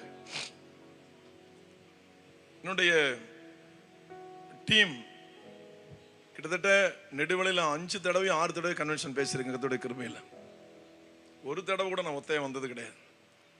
எங்க நீங்க கேட்டாலும் சரி, நாங்க ஒரு கூட்டமா தான் போவோம். இது கார் வாகனமே இல்லாதப்ப முதல் தடவை இந்த பகுதிக்கு என்னை அழைத்தது அருமையான ஐயா சில்வான் செகண்டரி ஐயா. ஆத்மேசஸ் அந்த அக்கினித உபாச கூட்டத்தில் அங்கே ஒரு நாள் செய்திக்கு எனக்கு ஒரு 1/2 மணி நேரம் அப்போ கொடுத்தாங்க. இப்போ ரொம்ப டைம்லாம் ரொம்ப குறைஞ்சி போச்சு. அப்போ வேதனையில் வெற்றி என்ற தலைப்பில் கர்த்தருடைய வார்த்தையை பேசினேன். வேதனையில் வெற்றி. அது முடிஞ்ச உடனே ஐயா பக்கத்தில் வந்தாங்க. நல்லா தாடியெல்லாம் பெருசாக வச்சுருப்பாங்க, நல்லா ஆக்டிவாக இருப்பாங்க. இப்போ கார் ஓட்ட முடியல, என்ன நல்லா கார் ஓட்டுவாங்க. வந்து அவங்க உடனே, நீங்கள் எங்கள் ஊரில் கன்வென்ஷன் வருவீங்களா அப்படின்னாங்க. வர்றேன்யா. உடனே நான் வர்றேன் அப்படின்னு சொல்லிட்டு இந்த டேட்டை வாங்கிட்டேன். அப்போ சூட்கேஸை தூக்கிட்டு 5-6 பேர் வர்றோம். நேர இறங்க வேண்டிய முருங்கவேலை ஜங்ஷனை விட்டுட்டு குளச்சல் ஜங்ஷன் சொல்லிவிட்டான். மார்த்தாண்டத்தில் ஏறி குளச்சல் ஜங்ஷனில் போய் இறங்கியாச்சு. இறங்கிக்கிட்டு அங்கேருந்து அப்போ இந்த செல்ஃபோன்லாம் கிடையாதுங்க, இந்த லேண்ட்லைன் ஃபோனு தான். அது ஐயா வீட்டில் இருந்துச்சு. அங்கேருந்து இதை காசு போட்டு பேசுகிறேன். ஐயா ஜங்ஷனில் நிற்கிறோம், எங்கே கடல் பக்கம் குளச்சல் அப்படின்னு. ஐயோ இவ்வளோ தூரம் போயிட்டீங்களே, திரும்பி வாங்கன்னு சொல்லி மறுபடியும் சரி வந்து இறங்கணும். சூட்கேஸை தூக்கிட்டு பஸ்ஸாக ஏறி வந்தப்போ அந்த 5 பேர் 6 பேர் தான். அல்லேலூயா. ஒரு ஓட்ட அம்பாஸ்டர் வச்சுருந்தோம். அதில் 7 பேர் 8 பேர் வருவோம் பார்த்துங்க. எங்களுக்கு அந்த சீட்டெல்லாம் கொஞ்சம் அப்படி அகண்டு கொடுக்கும். எலாஸ்டிக் டைப் நாங்கள் வச்சுருந்த அம்பாஸ்டர் எலாஸ்டிக் டைப் கொஞ்சம் அப்படி எக்ஸ்டன் ஆகும். பின்னணி சீட்டில் 4 பேர், முன்னாடி சீட்டில் 3 பேர், மடியில் 2 பிள்ளைங்க, என் பிள்ளைங்க. 4 3 7 7 2 9 பேர். உடையார் குளத்தில் கன்வென்ஷன் முடிச்சுட்டு பொலையார்புரம் அனந்தபுரம் கன்வென்ஷன் முடிச்சுட்டு 12 மணிக்கு 1 மணிக்கு மேலே இருக்கோம். ஜெபம் பண்ணி முடிச்சுட்டு வர்றோம் சிஎஸ்ஐ சர்ச்சில். அங்கே முடிச்சு வரும்போது போலீஸ் செக்கப் நிறுத்தி, நீங்களாம் யார், எங்கே போயிட்டு வரீங்க? நான் கன்வென்ஷன் போயிட்டு வரேன். உள்ள லைட் அடிச்சு பார்த்தாரு. ஐயா நீங்களே இத்தனை பேர் இந்த வண்டியில் போகலாம் ஐயா. அந்த வண்டிக்காக பரிந்து பேசினாங்க காவல்துறை அதிகாரி. எந்த ஊர் அப்படின்னாங்க. திருவாரூரா? இத்தனை பேர் இந்த கால்? ஆமா சார். சார் காரே எங்களை அழைச்சிட்டு போகுது, உங்களுக்கு என்ன? அல்லேலூயா. கர்த்தருக்கு ஸ்தோத்திரம் உண்டாத. எதற்காக நாங்கள் வருகிறோம் என்பதை சொல்ல வருகிறேன். வனாந்தரத்தில் கிட்டத்தட்ட 25 வருடங்களாக அந்த வனாந்தர ஜெபம் நடக்குது. 12 மணிக்கு அங்கே போய் முட்டி போடுவோம். காலை 5 மணிக்கு காட்டை விட்டு வெளில வந்துடுவோம். இந்த நேரம் நான் வனாந்தர ஜெபத்திற்கு ஆயத்தமாகி கொண்டிருக்கிற நேரம். அருமையான ஐயா கேட்டதுனால என்னால் மறுக்க முடியல. நான் வர்றேன் ஐயா. கடந்த சில வருடங்களாக மே மாதம் கன்வென்ஷன் எங்கேயுமே நான் போகிறதில்லை. நிறைய அழைப்புகள் உண்டு, நான் போகிறது கிடையாது, அவாய்ட் பண்ணிவிடுவேன். ஆனால் இந்த ஆண்டு நான் எப்படி தான் முருங்கை விலைக்கும் கொடுத்தனோ தக்காளி விலைக்கும் கொடுத்தனோ தெரியல, கர்த்தரே நான் கொடுக்க வச்சாரு. உங்களுடைய திருமுகங்கள் எல்லாம் பார்க்கும்படி நீங்களெல்லாம் எனக்காக ஜெபம் பண்ண வேண்டும் என்பதற்காக, என்னுடைய லாபத்திற்காக கர்த்தரே அழைத்து வந்திருக்கிறார். அல்லேலூயா. அப்படி நான் எடுத்துக்கிட்டேன். கர்த்தருக்கு ஸ்தோத்திரம் உண்டாவதாக. அப்ப இப்படி இந்த வனாந்தர ஜெபங்கள் கிட்டத்தட்ட 25 வருஷத்துல முடிஞ்சு போச்சு. இப்ப ரொம்ப கடுமையா இந்த காரியத்துல நாங்க ஜெபம் பண்ணிட்டு இருக்கிறோம். 500 பிரேசல் ரொம்ப பிரயாசப்பட்டு இருக்கோம். ஒரு வாரத்துல 7 நாள்ல 500 மணி நேரம் 500 இடத்துல பிரேசல் நடக்கணும். இதுதான் கர்த்தர் கொடுத்த டார்கெட். இன்னும் நிறைய ஜெபத்திட்டங்களை உருவாக்கி கொண்டிருக்கிறோம். தேவன் கொடுத்த பாரத்தின்படி கடைசி ஜெபத்திட்டம், ஆண்டுடைய வருகை தாமதிக்குமானால் ஊட்டியானில 24 மணி நேரமும் கண்டினியூஸா ஜெபம் நடக்கணும். மற்றவங்களுக்காக அழுது புலம்புகிற சத்தம் அங்க கேட்கணும். இது எங்களுடைய வாஞ்சை. நாங்க இப்படி காடு மேடு உபவாசம், நேற்று தினத்தை சொன்னேன், 12 தடவை முழு 40 உபவாசம் இருக்க, 40 நாள் உபவாசம் 12 தடவை இருக்க ஆண்டவர் உதவி செய்தார். அதுக்கு மேல எத்தனை தடவை முழு உபவாசம் இருந்தா எனக்கு தெரியாது, கணக்கை விட்டுட்டேன். அது வரையும் எழுதி வச்சிருந்தேன், அதுக்கப்புறம் நான் மறந்துட்டேன். கணக்கற்ற 21 நாட்கள், கணக்கற்ற 7 நாட்கள், 3 நாட்கள். இந்த ஊழியத்தில் தேவன் நீங்கள் கொடுத்த வரப்பிரசாதம் ஜெபமும் உபவாசமும். இதுதான் பெரிய வரம் எங்களுக்கு. இன்று வரை அது நன்றாகவே செயல்பட்டு கொண்டிருக்கிறது. அதற்காக அவரை நான் துதிக்கிறேன், ஸ்தோத்தரிக்கிறேன். இது எங்களுடைய பெருமை அல்ல, அவருடைய கிருபை, அவருடைய கிருபை, அவருடைய கிருபை. உங்க எல்லாருக்குமே அந்த ஜெப தாகம் ஏற்படணும்னு சொல்லி நான் விரும்புறேன், வாஞ்சிக்கிறேன். கர்த்தருக்கு ஸ்தோத்திரம். ஜெபத்தால எதையும் சாதிக்கலாம். உபவாச ஜெபத்தால எதையும் சாதிக்கலாம். தேவனுடைய பாதத்தை பிடித்தவர்கள் ஒரு நாளும் மற்றவனுக்கு அடிமையாக போக மாட்டார்கள். அவருடைய தலை உயர்த்தப்படும். கர்த்தருக்கு ஸ்தோத்திரம். என்னுடைய மனைவி எல்லாருக்கும் சமையல் பண்ணி போட்டு, என்னுடைய கடைசி மகள், அந்த சாட்சியை சொல்லி முடிச்சிடுறேன். கர்த்தருக்கு ஸ்தோத்திரம். பிரசவ டைம். ஒரு ஊழியக்காரர் ஆத்துமனேசல் வந்து ரொம்ப கஷ்டத்தில் கிடந்தாரு. அவர் வீட்டுக்கு போய் ஜெபிக்கும்படி என்னை கேட்டுக்கொண்டார். அவர் குடும்பமா அங்கே கிடக்கிறார். சரி நான் போறேன்னு சொல்லி என்னுடைய நண்பர் ஒருவர், எனக்கு சீனியர் அவரை அழைச்சிக்கிட்டு நான் திருவனந்தபுரம் போயிட்டு அங்கே ஜெபம் பண்ணிட்டு திருநெல்வேலி வர்றேன். அங்கே ஒரு தர்மமோசஸ் வீடு, சிங்கராஜன் ஐயாவுக்கெல்லாம் தெரியும். அவங்க வீட்டுக்கு 5 மணிக்கெல்லாம் வர்றேன். வரும் பொழுது எனக்கு ஒரு அபய குரல் காத்திருந்தது. உன் மனைவி ரொம்ப சீரியஸ், பிரசவம், நிறைமாத கர்ப்பிணி. அப்ப ரொம்ப நேரம் ஆச்சு, குழந்தை பிறக்கல. இந்த பனிக்கூடம் உடைந்து ரொம்ப பல மணி நேரங்கள் ஆகுது, உயிருக்கு ஆபத்து அப்படிங்கிறாங்க. நான் ஒரு ஊழியக்காரருக்கு போய் ஜெபம் மட்டும் வந்து நிற்கிறேன். அந்த நேரம் பார்த்து அந்த வீட்டில் கரண்ட் போச்சு. ஐயா பிரதர், இந்த ரூமை திறந்து விடுங்க பிரதர் அப்படிங்கிறேன். ஒன்றும் பதஷ்டப்படாதீங்கிறாரு. இல்லை, எனக்கு தயவு செய்து இந்த ரூமை திறந்து விடுங்க அப்படின்னு சொன்ன. திறந்து விட்டு ரூமை நான் லாக் பண்ணிட்டு, அந்த இடத்துல கரண்ட் இல்லாமல் போனதுனால ஃபேன் போட முடியல. ஒரு அரை மணி நேரம் நான் கத்தி கதறி ஆண்டவர்கிட்ட ஒப்பு கொடுத்து ஜெபம் பண்ணுறேன். ஆண்டவரே, உடைய ஊழியக்காரனுக்காக நான் ஜெபம் பண்ண போயிட்டு வந்திருக்கிறேன். இன்னைக்கு குழந்தை செத்து போச்சு அப்படின்னு சொல்றாங்க, மனைவிக்கு பாதிப்புன்னு சொல்றாங்க. எனக்கு ஒன்றும் தெரியாது ஐயா. நான் போய் பார்க்கும்போது உங்களுக்கு பாதிப்பு இருக்கக்கூடாது. ஆண்டவரே, இந்த ஊழியத்தில் அவர் ரொம்ப சமையல் பண்ணி போட்டு கஷ்டப்பட்டு இருக்கிறார். சமையல் பண்ணி போட அன்னைக்கு ஆளெல்லாம் கிடையாது. இதை சொல்லி நான் அழுது புலம்பி ஜெபம் பண்ணிட்டு வெளியில வந்துட்டேன். குளிச்சுட்டு தண்ணியில் விழுந்து குளிச்சது மாதிரி வெளில வர்றேன். அப்படி என்னென்னமோ என்ன ஆறுதல் படுத்துறேன். எங்களுக்காக பிரியாணி வச்சிருக்கிறாரு, எதையுமே நான் சாப்பிடல. பஸ்ஸில் ஏறியாச்சு. மதுரை போகிறதுக்குள்ள எனக்கு டிசென்ட்ரி ஆயிட்டு, ரத்த பேதி ஆயிட்டு, வயிறு கொதிப்பெடுத்து போச்சு. என்னால் அதை தாங்க முடியல. மதுரையில் பஸ் ஸ்டாண்டில் இறங்குற, மறுபடியும் பஸ்ஸில் ஏறுறான். எனக்கு கூட வந்த ஊழியக்காரர் என்னை ரொம்ப தேற்றுறாரு. 12 மணிக்கு 12:30 மணிக்கு டாக்டர் சொல்லியிருக்கிறாங்க, குழந்தை செத்து பல மணி நேரம் ஆச்சு, இன்னும் அரை மணி நேரம் ஆபரேஷன் பண்ணி எடுக்காவிட்டால் தாயும் மரித்து போவார். எனக்கு தெரிஞ்ச ஒரு டாக்டர் இருந்தார், அவருக்கு நான் கால் பண்றேன். நான் மதுரையில் டாக்டர்ஸ் கான்ஃபரன்ஸ்ல இருக்கிறேன் பிரதர், ஐயோ நான் கால் பண்றேன்னு சொல்லி அவர் திருவாரூர் ஜிஹெச் கால் பண்றாரு. ஒரே பதஷ்டம். என்னுடைய உடன்பிறப்புகள், ஊழியக்காரர், உடன் ஊழியர்கள் எல்லாரும் அந்த வறண்டாவில் அழுது புலம்பி புரண்டு இருக்கிறாங்க. யாரையும் கவனிக்கல. இயேசுவே, இந்த ஊழியக்காரனுடைய மனைவி சாகக்கூடாது, இந்த ஊழியக்காரனுடைய மனைவி குழந்தை செத்து போச்சுன்னு சொல்லிட்டாங்க, மனைவி சாகக்கூடாது, அவர் வரும் பொழுது அவர் மனைவி உயிரோடு இருக்கணும்னு சொல்லி எல்லாரும் பதஷ்டப்பட்டு ஜெபம் பண்ணி இருக்கிறாங்க. விடிய காலை 6 மணிக்கு நாங்கள் போய் இறங்குறேன். குழந்தை ஆப்ரேஷன் பண்ணி எடுத்துட்டாங்க. 12:30 மணிக்கு மேலே எடுத்துருக்குறாங்க. 1 மணி சுமாருக்கு அந்த குழந்தை செத்து போச்சு. 4 கிலோ வெயிட்டு. அது ஒரு துணியில் சுற்றி ஓரமாக சுத்தம் பண்ணாமல், புதைக்க போகிற குழந்தை தானே, அதையே சுத்தம் பண்ணு ஒரு துணியில் சுற்றி ஓரமாக வச்சுட்டாங்க. வச்சுட்டு தாயை காப்பாற்றிட்டாங்க. என்னுடைய சித்தப்பா மகள், நேற்று சாட்சி சொன்னல, 10 வருஷம் மனநிலை பாதிக்கப்பட்டிருந்தாங்க. அந்த சித்தப்பா மகள் கூட இருந்திருக்கிறாங்க. அவங்க போய் காலையில் 6 மணிக்கு அந்த சுத்தம் பண்ணுறவங்க வந்து புதைச்சிருவாங்க. பெரிய குழந்தையா இருந்துச்சே, நல்லா அழகாக இருந்துச்சே, இந்த குழந்தை போய் பார்ப்போம் அப்படின்னு சொல்லி என்னுடைய சித்தப்பா மகள் அக்கா அந்த குழந்தை விடிய காலை 4 மணி சுமார் 4:30 மணிக்கு போய் பார்த்துருக்குறாங்க. அந்த 4 மணி சுமாருக்கு போய் பார்க்கும்போது பார்த்துக்கிட்டே இருந்திருக்கிறாங்க. அந்த காலை ஆடுனது மாதிரி அவங்களுக்கு தெரிஞ்சிருந்திருக்கு. சில பிரமையில நமக்கு பார்த்தா அப்படியே தெரியும்ல. மறுபடியும் நல்லா பார்த்துருக்குறாங்க. கை ஆடி இருக்கு. பார்க்க அந்த சரீரம் முழுவதும் ஆட ஆரம்பித்து இருக்கிறது. நேரம் ஓடி போயிருக்கிறாங்க நர்ஸுங்கள்ட்ட. அம்மா அம்மா, அந்த குழந்தை உயிரோடு இருக்குன்னு சொன்ன உடனே அவங்க எல்லாரும், லூசு, பைத்தியம், உனக்கு தூக்கம், ஏன் எங்க தூக்கத்தை கெடுக்கிற, 4-5 மணி நேரம் ஆச்சு குழந்தை செத்து, எப்படி குழந்தை உயிரோட வரும் பா அப்படின்னு சொல்லி திட்டி இருக்கிறாங்க. ஒரு அக்கா சொல்லி இருக்கிறாங்க, இல்ல அந்த அம்மா சொல்றதை பார்க்கலாமே அப்படின்னு பார்க்கும் பொழுது என்னுடைய மகளை கர்த்தர் உயிரோடு அங்க வைத்திருந்தார். அல்லேலூயா, அல்லேலூயா, அல்லேலூயா. நான் 6 மணிக்கு போய் பஸ் ஸ்டாண்ட்ல நான் இறங்குறேன். எங்க அக்கா வந்தாங்க. நான் குழந்தை நல்லா இருக்கான்னு கேட்கல, வெண்ணி நல்லா இருக்காக்கா அப்படின்னு ரொம்ப அழுகையோட கேட்டாங்க. சொன்னாங்க, பிள்ளையும் நல்லா இருக்கு தம்பி அப்படின்னு சொன்னாங்க. என்னக்கா சொல்றீங்க அப்படின்னு. 2 பேருமே நல்லா இருக்கிறாங்க தம்பி, போய் பாருங்க. கர்த்தருக்கு ஸ்தோத்திரம். நம்முடைய தேவன் ரட்சிக்கிற தேவன், நம்முடைய தேவன் ரட்சிப்பை அருளும் தேவன், நம்முடைய தேவன் மறுவாழ்வை கொடுக்கும் தேவன், நம்முடைய தேவன் மரித்தோரை உயிரோடு எழுப்புகிற தேவன். அல்லேலூயா, அல்லேலூயா.